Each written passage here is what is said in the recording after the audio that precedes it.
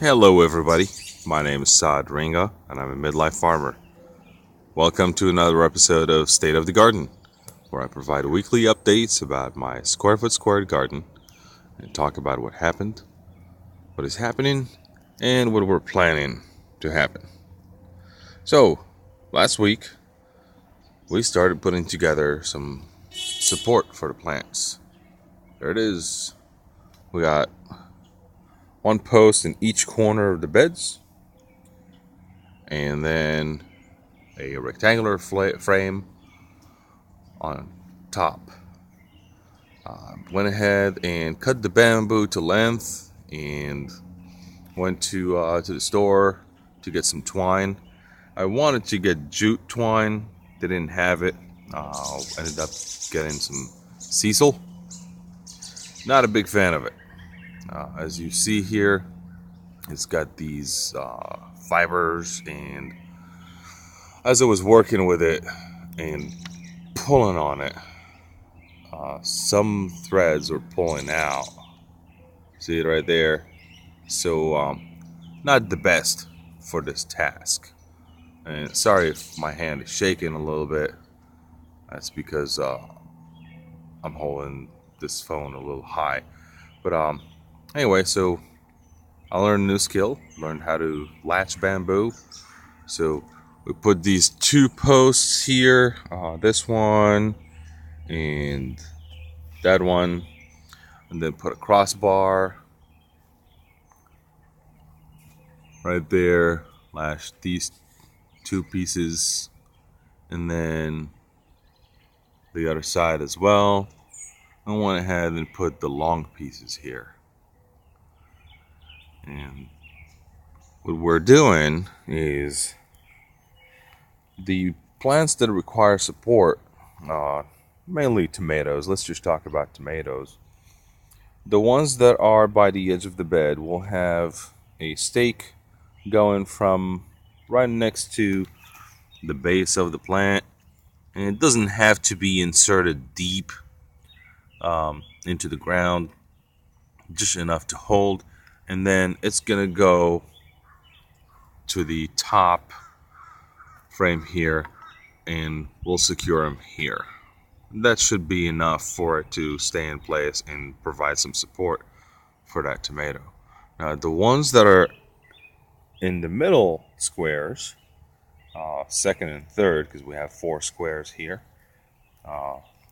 Like, there's this tomato plant right here, and there's another one there. There's also a pepper and an eggplant. So what we're doing is we are putting a crossbar right here.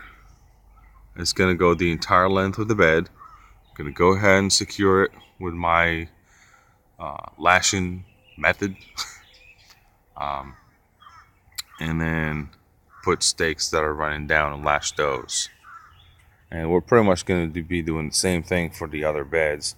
We actually do have the pieces of bamboo already cut to length, and all that's needed is getting to work.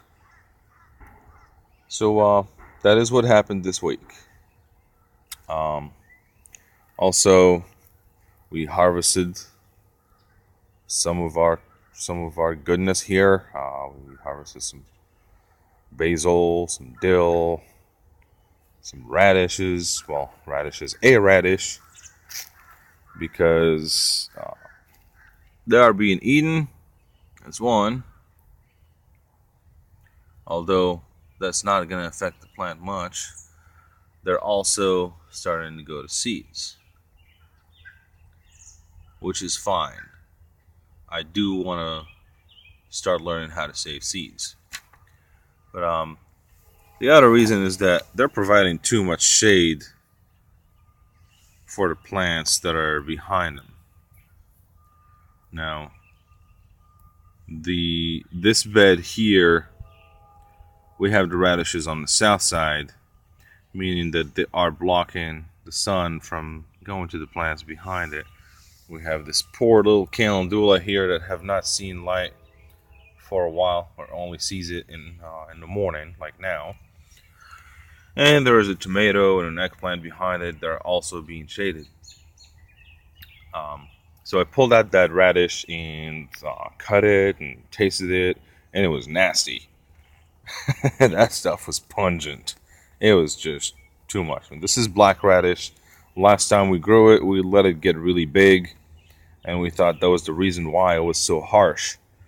Um, so I went ahead and sliced that one radish into thin pieces and um, pickled it.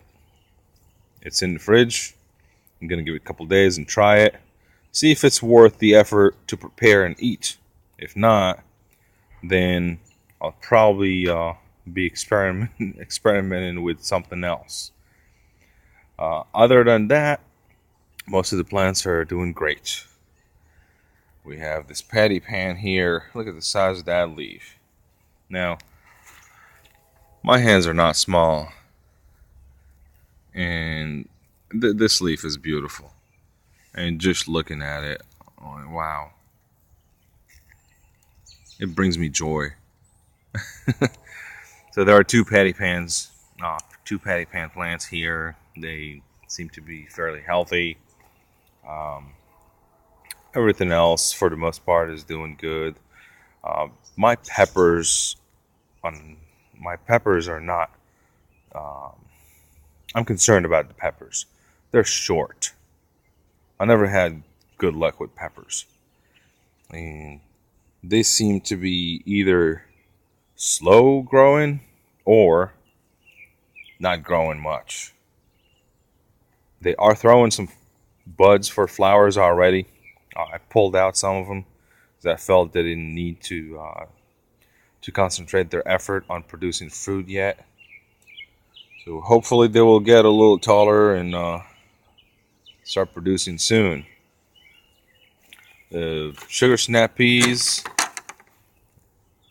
I see that there are some blossoms coming here.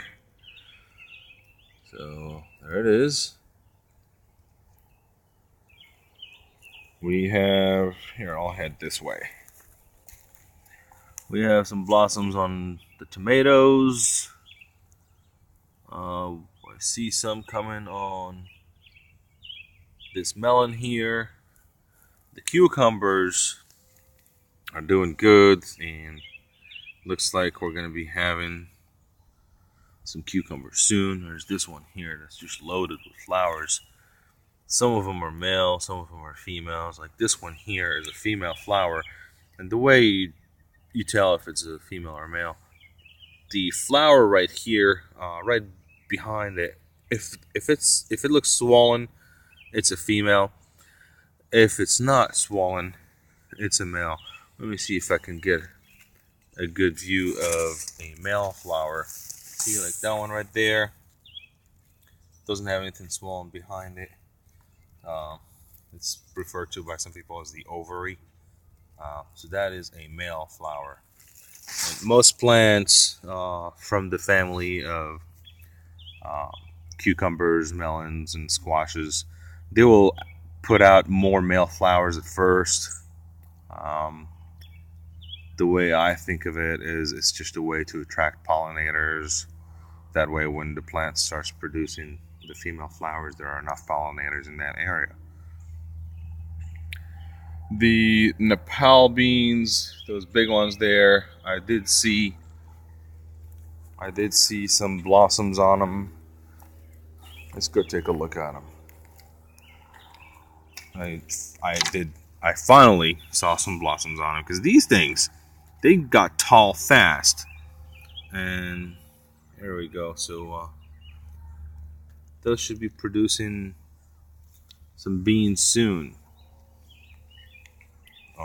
We already talked about the radishes. The purple tomatillos have so many flowers on them, but I think I'm gonna go ahead and start pulling them out. They're probably not ready to produce at this stage. A zucchini and a patty pan squash here. Let's see, lettuce. We harvested some. The broccoli rabe. The broccoli rabe seems like it's bolting. Bolting is what a lot of plants do when it gets too hot for them to keep producing fruit. They feel that their time is almost up, so they want to reproduce. The way they do that is by shooting up. They get tall and they start producing flowers. And then from those flowers, there are seeds and they drop them and whatnot. It looks like we're not going to be harvesting any broccoli rabe, but I do want to play with saving seeds. So I'm going to learn how to do that properly. And especially that the seeds that we have um, are old and we did not have a good germination rate. So it would be a good idea to save some of these seeds. More cucumbers here and melons, and we see some blossoms on them.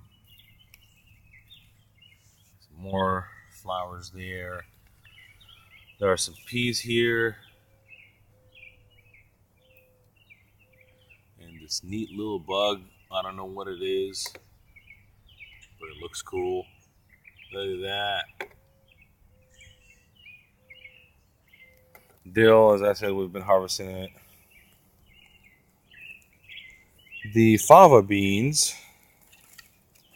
The fava beans have these neat looking flowers, but they don't seem to be doing much. The flowers come out, they open, they look nice. I take a picture of them, and then they don't do much. As a matter of fact, this one plant here looks like they got burned. I have no clue how that happened. So I'm really hoping to get some fava beans here, even if it's just a couple, just to try what they taste like, straight from the garden.